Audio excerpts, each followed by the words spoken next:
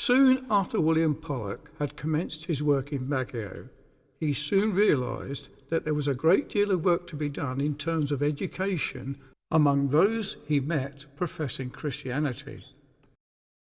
Remember, he had learned and studied the gospel during his 14 years of imprisonment inside New Billerby Prison and not in a Christian church in the busy Free Society, and for that reason he established a theological institute in Baguio City teaching monergistic theology, or as we say in the UK, the doctrines of sovereign grace, an institute similar to what they had in New Billerby Prison.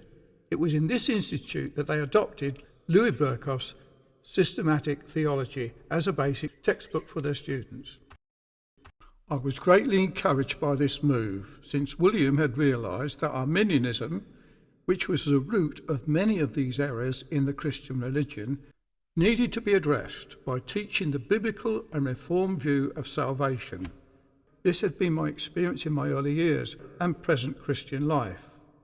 I had recently experienced persecution from a church in Warsash in Hampshire in England by elders of a church who wished to appoint women as elders in the church, which was directly contradictory to the Bible, and for this reason I asked Lucas Dangatton, the head pastor in New Billerby Prison Theological Institute, to launch an assignment, asking some of his students and qualified men who were inmate pastors to write an assignment on the roles of women in the church. As I had noticed in the prisons, ladies were functioning and called pastoras, which is a female name for pastor. This assignment may be read in our book Trojan Warriors and Mary Quite Contrary. Sadly, to my disappointment, Lucas didn't wish for them to do so, since they relied upon many women coming into the prison who supplied much money and needed goods, and he didn't wish to upset the women.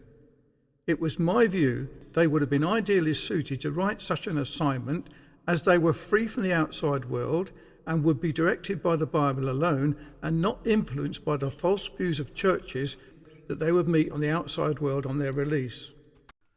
Not only so, Lucas asked my brother not to make too much of the sovereignty of God, because many of the men held Arminian views, the very root error held by the elders of the Warsash Church and other churches that I had attended. Also, I had met with strange behaviour in the meetings of other churches in Hampshire, where people were falling over on the floor, running and the like, and making noises like dog barking, coupled with the use of rain sticks to create an atmosphere of spirituality. These groups maintained they were speaking in tongues and worshipping God. At one such meeting, I met a visitor from Toronto, from the Vine Airport Church, who promoted this activity and called it the Toronto Blessing. I also witnessed groups allegedly speaking in tongues all at once, just like the practice of Kundalini in the Buddhist religion. It was wrong.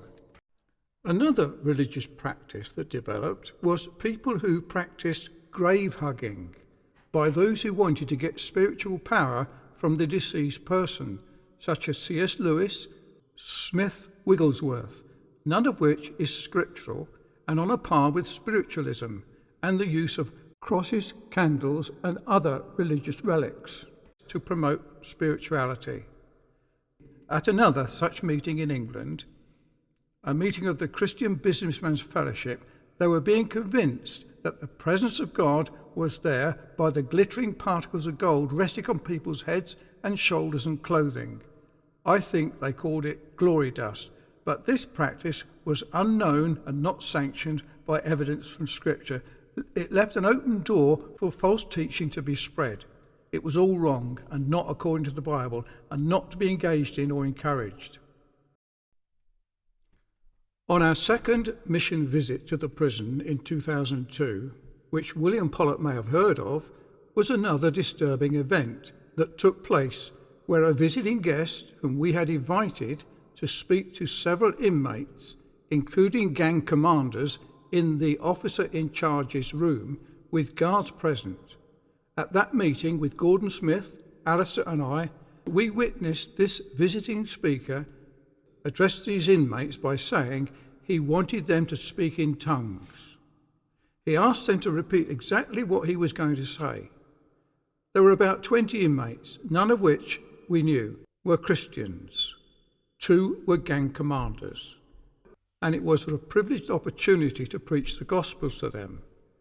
However, this visitor took over the meeting, and he then began to speak just like those who say they're speaking in tongues, making unintelligible speech, and that repeatedly, and he got them all to copy him. He did this repetitively several times. As they did, he did it several times, and they all copied him. In his journal, which he published to the group, this visiting guest wrote that it was like a mini Pentecost, and all the inmates got saved, including the guards. It was just nonsense and a deception and should never be repeated. On another occasion, I witnessed so-called prophecy being predicted by certain things by means of a warning, like unless certain things are done, necessary money would be withheld. Again, it was not Christian religion, but the opposite. I was therefore encouraged that William had seen the need to address these many issues being taught and received by Christians in his day. It would seem William witnessed similar things, and for that reason I wrote and encouraged him to write a field manual, sharing the problems that he had identified and the needs and the things to teach to new converts. I was greatly encouraged by William and their adoption of Louis Berkhof's systematic theology and their theological institute, and so it was in 2019 that I began working on a republished edition of Dr. John Gill's body of doctrinal and practical divinity, and publishing it as a special edition, dedicating it to students, teachers and pastors of Christ-centered churches in the Philippines. I made this available as a 5-volume set and as PDF downloads or hard printed copies. See our further publications list for more details.